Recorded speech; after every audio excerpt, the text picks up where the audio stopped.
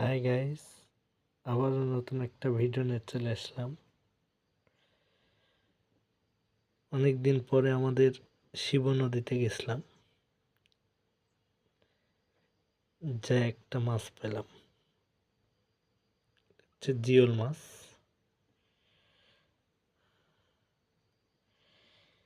Size দেখেন খালি, জানটা ভরে গেছে একটা মাছে।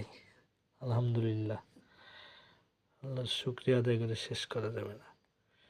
আসলে মাছ পাবো বলে তো যাইনি, গেছি অনেকদিন পরে যে যাই দেখি। হচ্ছে কুঁচ দিয়ে মারা কুঁচ,